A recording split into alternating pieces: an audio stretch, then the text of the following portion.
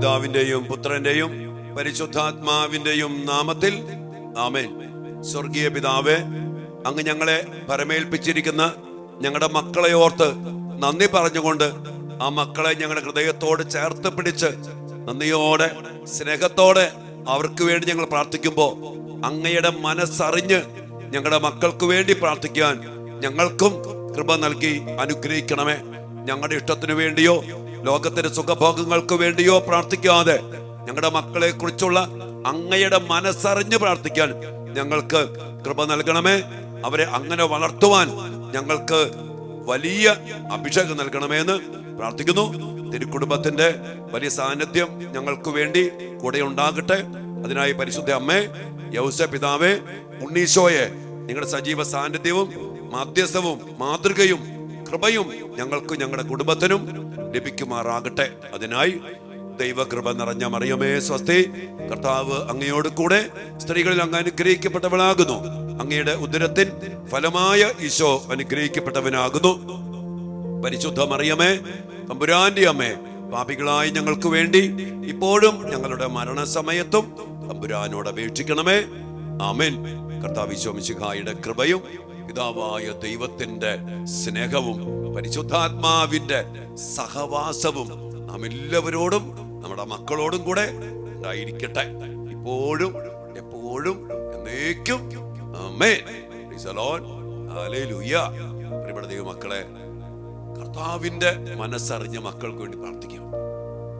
നമ്മളത് ചെയ്യണം. ഇന്ന് ഒത്തിരിയേറെ മാതാപിതാക്കള് തങ്ങളുടെ കാഴ്ചപ്പാട്, തങ്ങളുടെ കണക്കൂട്ടിലൊക്കെ നോക്കിയ മക്കൾക്ക് പരിശീലനം കൊടുക്കുന്നത്, പഠനം കൊടുക്കുന്നത്, ഓരോ സ്ഥലത്തേക്കും പറഞ്ഞു വിടുന്നത്.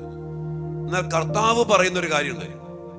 ദൈവത്തിന്റെ മക്കള്, ആ മക്കളെ നമ്മൾ അതിനുവേണ്ടി ദൈവത്തിന്റെ മനസ്സറിഞ്ഞ് നമ്മൾ പഠിപ്പിക്കണം, അവരെ പരിശീലിപ്പിക്കണം, അവരെ വളർത്തണം. അതില്ലാത്തതിന്റെ ഒരു വലിയ പ്രശ്നം നമ്മുടെ മക്കൾ ഒത്തിരി സ്വാധീനിച്ചിട്ടുണ്ട്. അതോടൊപ്പം തന്നെ മക്കളോട് പറയണം, മക്കളെ ഇതാണ് ജീവിക്കേണ്ട ജീവിതം. അതുമായിട്ട് ബന്ധപ്പെട്ട് ഒരു തിരുവചനമാണ് കർത്താവ് നമുക്കിന്ന് നൽകുന്നത്, നമ്മുടെ അന്നു വേണ്ട ആഹാരത്തിനായിട്ട്. അതായത് വിശുദ്ധ മത്തായിയുടെ സുവിശേഷം 16-ാം അധ്യായത്തിന്റെ 26-ാമത്തെ വചനം. അവിടെ പറയാണ്, ഒരുവൻ ലോകം മുഴുവൻ നേടിയാലും സ്വന്തം ആത്മാവിനെ നഷ്ടപ്പെടുത്തിയാൽ അവന് എന്ത് പ്രയോജനം? ഒരുവൻ സ്വന്തം ആത്മാവിന് പകരം എന്ത് കൊടുക്കും? എന്റെ പ്രിയപ്പെട്ടവരെ, ഇന്ന് നമ്മുടെ മക്കൾക്ക് വേണ്ടി നമ്മൾ കഷ്ടപ്പെടുമ്പോ ഈ ലോകത്തിന് വേണ്ടി, ഈ ലോകത്തിന്റെ ഭൗതിക കാര്യങ്ങൾക്ക് വേണ്ടി, ലോകത്തിന്റെ പഠനം, ലോകത്തിന്റെ വിദ്യാഭ്യാസം, ലോകത്തിന്റെ വിജയം, ലോകത്തിന്റെ സമ്പത്ത്, ലോകത്തിന്റെ നേട്ടം, ലോകത്തിന്റെ സ്ഥാനമാനങ്ങൾ, ജടിക സുഖങ്ങള്, ലോകത്തിന്റെ ആഹാരം, ലോകത്തിന്റെ വസ്ത്രധാരണം, ലോകത്തിന്റെ സ്ഥാനമാനങ്ങൾ, അതിനു വേണ്ടിയാണെന്ന് ഒത്തിരി മാതാപിതാക്കൾ നമ്മളൊക്കെ മക്കൾക്ക് വേണ്ടി പ്രാർത്ഥിക്കുന്നതും പഠിപ്പിക്കുന്നതും ഒക്കെ. അനേക മക്കൾ വിളിക്കുമ്പോ ഭൗതികമായ കാര്യങ്ങൾക്ക് വേണ്ടിയാണ് മക്കൾക്ക് വേണ്ടിയുള്ള പ്രാർത്ഥനാ വിഷയം മുഴുവനും എന്ന് വേണമെങ്കിൽ പറയാം. അതിനുവേണ്ടിയുള്ള പ്രാർത്ഥനകൾ. എന്നാൽ കർത്താവ് പറയുന്ന, മക്കളെ ലോകം മുഴുവൻ നേടിയാലും ആത്മാവ് നഷ്ടപ്പെട്ടാൽ എന്ത് പ്രയോജനം? ഒരു നിത്യതയെ കുറിച്ചോ ആത്മാവിനെ കുറിച്ചോ ഇന്ന് പല മക്കൾക്കും മാതാപിതാക്കൾക്കും ചിന്തയില്ല. ഇന്നൊരു കാര്യം അച്ഛൻ പറയട്ടെ, ഇന്നത്തെ പല പ്രശ്നത്തിന്റെയും കാരണം ഈ സത്യവചനം മനസ്സിലാക്കാത്തത്. ഈ വചനമാണല്ലോ വിശുദ്ധ ഫ്രാൻസിസ് സേവ്യറിനെ മാറ്റിയത്. അദ്ദേഹം ഇങ്ങനെ പഠിച്ച് ജോലി ചെയ്തൊക്കെ പോണ സമയത്താണ് ഈ വചനം ഇഗ്നേഷ്യസ് ലയോള പറയുന്നത്, മനുഷ്യ നീ ലോകം മുഴുവൻ നേടിയാലും നിന്റെ ആത്മാവ് നശിച്ചാൽ എന്ത് പ്രയോജനം? ആ വചനം കേട്ടപ്പോ അദ്ദേഹം ലോക സുഖഭോഗങ്ങൾ വിട്ടു, പലതും വിട്ടു. ലോകത്തിന്റെ ഭൗതികതയുടെ, സമ്പത്തിന്റെ, നേട്ടത്തിന്റെ എല്ലാം വിട്ടിട്ട് അവൻ കർത്താവിന് വേണ്ടി, ആത്മീയമായിട്ടുള്ള ആത്മാവിന് വേണ്ടി അവൻ പ്രാധാന്യം കൊടുത്തപ്പോ ജീവിതമാകപ്പാടെ മാറി. ഈ ആത്മാവിന് വേണ്ടി ചിന്ത ഇന്നില്ല. അതുകൊണ്ട് പറയുന്നത്, ഒരുവൻ തന്റെ ആത്മാവിന് പകരമായിട്ട് എന്തു കൊടുക്കും? ഈ ഒരു സത്യം മാതാപിതാക്കൾ അറിയണം. ഈ ഒരു സത്യം മാതാപിതാക്കൾ മക്കളെ പഠിപ്പിക്കണം. അങ്ങനെ പഠിപ്പിച്ചാണ്ടല്ലോ ആത്മാവിന് വേണ്ടി, സ്വർഗത്തിനു വേണ്ടി, നിത്യജീവിതത്തിനു വേണ്ടി നമ്മുടെ മക്കൾ ജീവിക്കും, നമ്മളും ജീവിക്കും. അങ്ങനെ ജീവിക്കുമ്പോഴുള്ള ഗുണം എന്നറിയോ? പാപം ചെയ്യില്ല, അശുദ്ധിയിൽ ജീവിക്കത്തില്ല, സമയം നഷ്ടപ്പെടുത്തില്ല.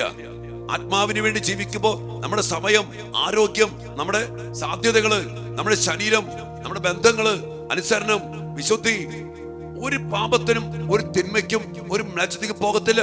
അത്രമേലെ മാക്സിമം ടൈം ഉപയോഗിക്കും. ഫലം പുറപ്പെടുവിക്കണം, വചനം അനുസരിക്കണം.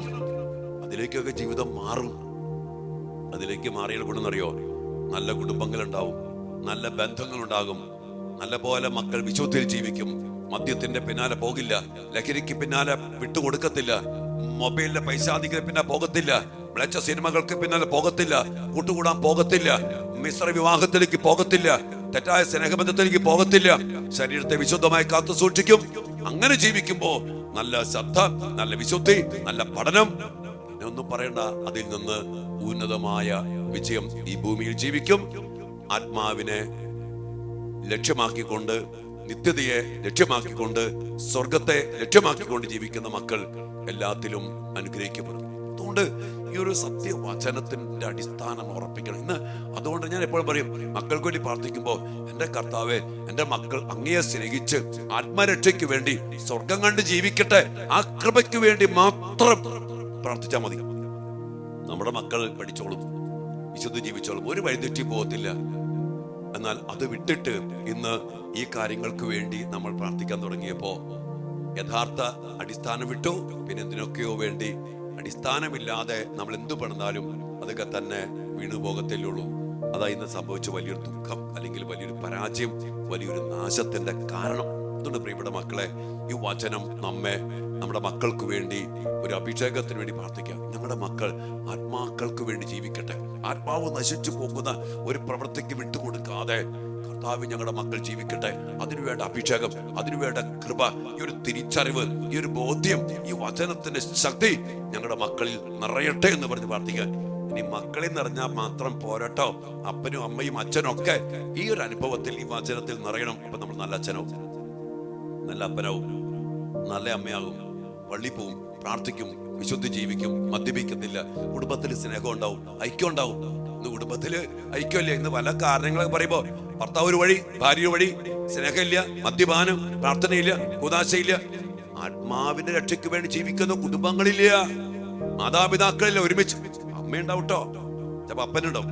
ഒരുമിച്ച് ഒരു കുടുംബം ആരൊക്കെയുണ്ടോ അവരെല്ലാവരും സ്വർഗത്തെ ലക്ഷ്യമാക്കി ആത്മരക്ഷയ്ക്ക് വേണ്ടി ജീവിക്കുന്ന കുടുംബമാണോ? ഞാൻ പറയും, ആ കുടുംബത്തിൽ ഇന്ന് അനുഭവിക്കുന്ന പല സംഭവങ്ങളും കാര്യങ്ങളും ഉണ്ടാവത്തില്ല. ഈ വചനം ഭയങ്കര പവർഫുൾ വചനമാണ്. മനുഷ്യ, നീ ലോകം മുഴുവൻ നേടിയാലും നിന്റെ ആത്മാവ് നശിച്ചാൽ എന്തു പ്രയോജനം? ഒരുവൻ തന്റെ ആത്മാവിന് പകരം എന്തു കൊടുക്കും? എല്ലാം നേടി, ലോകത്തിനെല്ലാം നേടി, ആത്മാവ് നശിച്ചെന്ത ഗുണമുള്ള? ഈ ആത്മാവിന് പകരം എന്തു കൊടുക്കും വില? അതുകൊണ്ടാണ് സങ്കീർത്തകം പറയുന്നുണ്ടല്ലോ, ജീവനോളം വില എന്തിനാ ഉള്ള മക്കളെ? എന്റെ ജീവനോളം വില, നിന്റെ ജീവനോളം വില എന്തിനാ ഉള്ള?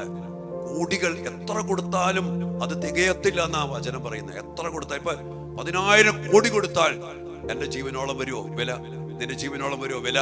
ജീവന്റെ വില അതി വലുതാണ്. അത് നിർണയിക്കാൻ പറ്റില്ല, നിശ്ചയിക്കാൻ പറ്റില്ല. എത്ര കൊടുത്താലും അത് തികയുകയില്ല. ഇതാണ് അടിസ്ഥാനം ഇട്ടുകൊണ്ട് നിത്യജീവിതത്തിന് വേണ്ടി ഈ ജീവനെ കാത്തു സൂക്ഷിക്കാൻ വില മതിക്കണം, വില കൊടുക്കണം. അങ്ങനെ ജീവിച്ചാൽ നമ്മുടെ മക്കൾ ജയിക്കും, എല്ലാത്തിലും ജയിക്കും. നമ്മുടെ കുടുംബങ്ങൾ, പൗരോഹിത്യം, സഭ എല്ലാം ജയിക്കും. ഇതില്ലാത്തതാ ഇന്നത്തെ സഭയിലെ പ്രശ്നത്തിന്റെ കാരണം, കുടുംബത്തിലെ പ്രശ്നത്തിന്റെ കാരണം, മക്കളുടെ പ്രശ്നത്തിന്റെ കാരണം, ഈ ലോകത്തിലെ പ്രശ്നത്തിന്റെ കാരണം. ഈ സത്യം മറന്നുപോയി നമ്മൾ ക്രിസ്ത്യാനികൾ പ്രത്യേകിച്ച്. ഇതൊക്കെയാണ് നാശം. എന്തുമാകട്ടെ പ്രിയപ്പെട്ട മക്കളെ, നല്ല അഭിഷേകത്തിന് വേണ്ടി പ്രാർത്ഥിക്കാം. നമുക്ക് വേണ്ടി, മക്കൾക്ക് വേണ്ടി പ്രാർത്ഥിക്കാം. ദൈവം നാം എല്ലാവരെയും അനുഗ്രഹിക്കട്ടെ. ദിവ്യാനുസരണത്തിൽ ഈ ഒരു തിരിച്ചറിവിന്റെ അഭിഷേകം നൽകി ഞങ്ങളെയും മക്കളെയും അനുഗ്രഹിക്കണമേ എന്ന് കണ്ണീരോടെ പ്രാർത്ഥിക്കാം. മക്കളെ നാം എല്ലാവരെയും അനുഗ്രഹിക്കട്ടെ. ആമേൻ.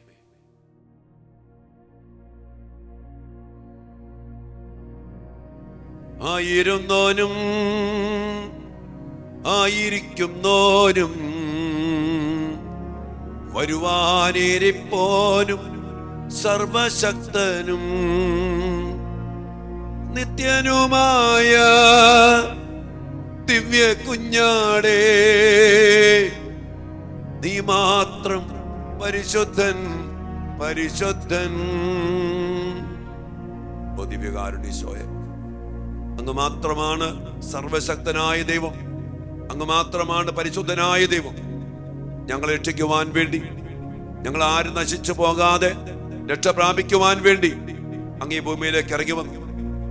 അങ്ങയുടെ സർവാധിപത്യവും സർവമഹത്വവും ഉപേക്ഷിച്ചിട്ടെന്ന പോലെ മനുഷ്യനായി അവതരിച്ച് ഞങ്ങൾക്ക് വേണ്ടി പാടുപീഡകൾ സഹിച്ച് കുരിശിൽ മരിച്ച് അവസാനത്തുള്ള രക്തവും ചിന്തി കുരിശിൽ ഞങ്ങൾക്ക് വേണ്ടി രക്ഷാകര പ്രവർത്തികൾ അങ്ങ് പൂർത്തിയാക്കി.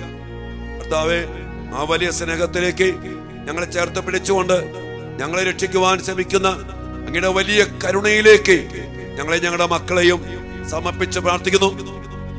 ഈശോയെ, അങ്ങ് പറഞ്ഞില്ലേ, മനുഷ്യ, നീ ലോകം മുഴുവൻ നേടിയാലും നിന്റെ ആത്മാവ് നശിച്ചാൽ അതുകൊണ്ട് എന്ത് പ്രയോജനം? കർത്താവേ, ഞങ്ങളും ഞങ്ങളുടെ മക്കളും നിത്യജീവിതത്തിനു വേണ്ടി, ആത്മരക്ഷയ്ക്ക് വേണ്ടി, ആത്മാക്കളുടെ രക്ഷയ്ക്ക് വേണ്ടി ഈ ഭൂമിയിൽ ജീവിക്കേണ്ടവരാണല്ലോ. അങ്ങനെ ജീവിക്കുമ്പോൾ ഞങ്ങളുടെ ജീവിതം വിശുദ്ധമാകും, നന്മ നിറഞ്ഞതാകും, ഫലദായകമാകും, തിന്മയിലേക്ക് പോകത്തില്ല. കർത്താവേ, ആത്മരക്ഷയ്ക്ക് വേണ്ടി ജീവിക്കുമ്പോൾ ഞങ്ങളെല്ലാവരും ഈ ലോകത്തിൽ നന്നായിട്ട് പഠിക്കും, വിശുദ്ധി ജീവിക്കും, എല്ലാ കാര്യങ്ങളും നന്നായിട്ട് ചെയ്യും. ആത്മരക്ഷയ്ക്ക് വേണ്ടി ശരീരത്തെ ഞങ്ങൾ നിയന്ത്രിക്കും. കർത്താവ്, ഞങ്ങളുടെ ശരീരങ്ങൾ ഉയർത്ത് സ്വർഗത്തിൽ പോകേണ്ട ശരീരങ്ങളാണ്. ഈ തിരിച്ചറിവ് ഞങ്ങളുടെ മക്കൾക്ക് നൽകണമേ. ഈ തിരിച്ചറിവ് ഞങ്ങൾക്ക് നൽകണമേ. ഈ തിരിച്ചറിവിന്റെ അടിസ്ഥാനത്തിൽ ഞങ്ങളുടെ മക്കൾ ജീവിക്കട്ടെ.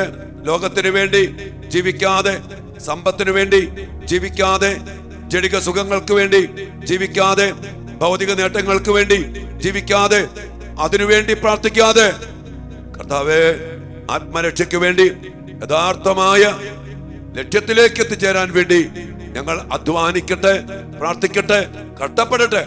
അവന്റെ അഭിഷേകം അങ്ങ് ഞങ്ങൾക്ക് നൽകണമേ. ഈശോയെ, ഞങ്ങൾ അങ്ങയോട് മാപ്പ് ചോദിക്കുക. പലപ്പോഴും ഞങ്ങൾ അങ്ങയുടെ അരികിലേക്ക് ഓടി വന്നത് ഭൗതിക നേട്ടങ്ങൾക്ക് വേണ്ടിയാണ്.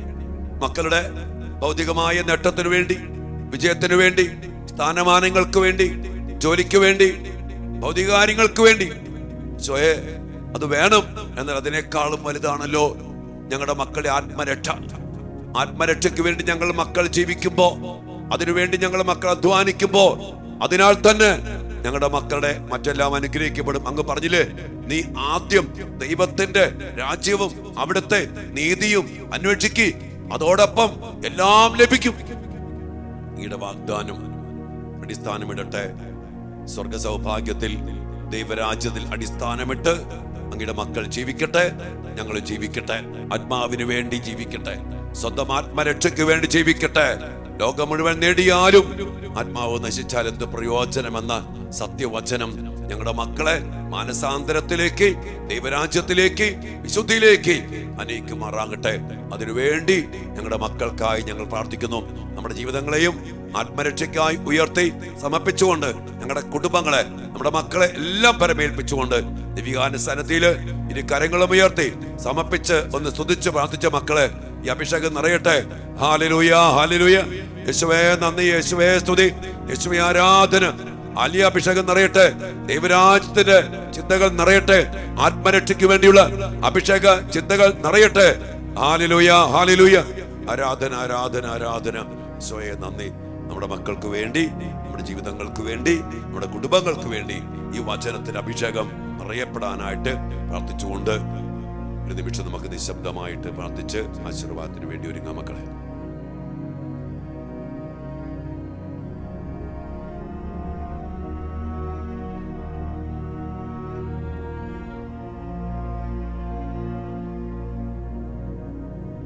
ഓ ദിവ്യകാരൻ ഈശോയെ, ആത്മാവിന് വേണ്ടി ജീവിക്കാൻ, ആത്മരക്ഷയ്ക്ക് വേണ്ടി ജീവിക്കാൻ, ഈ ലോകത്തിന് വേണ്ടി ജീവിക്കാതെ, ഭൗതിക നേട്ടങ്ങൾക്ക് വേണ്ടി ജീവിക്കാതെ, അതിനുവേണ്ടി പ്രാർത്ഥിക്കാതെ, കർത്താവെ അടിസ്ഥാനം ഉറപ്പിച്ച് അങ്ങയുടെ സന്നിധിയിൽ ജീവിക്കാൻ, ദൈവരാജ്യത്തെ അന്വേഷിച്ച് ജീവിക്കാൻ, ആത്മാവിന്റെ രക്ഷയ്ക്ക് വേണ്ടി ജീവിക്കാനുള്ള കൃപ നൽകണമേ എന്ന് പ്രാർത്ഥിച്ചുകൊണ്ട്, അതിനായി കർത്താവെ അങ്ങയുടെ മക്കളെ ആശീർവദിക്കണമേ എന്ന് പ്രാർത്ഥിച്ച് ഇരു കാര്യങ്ങളും ഉയർത്തി സ്തുതിച്ച് ആരാധിച്ച് നന്ദി പറഞ്ഞുകൊണ്ട് ഈ അഭിഷേകം വ്യാപരിക്കാനായിട്ട് നമുക്ക് ഈശോയോട് പ്രാർത്ഥിച്ചുകൊണ്ട് ആശീർവാദം സ്വീകരിക്കാം മക്കളെ. Hallelujah, hallelujah, hallelujah.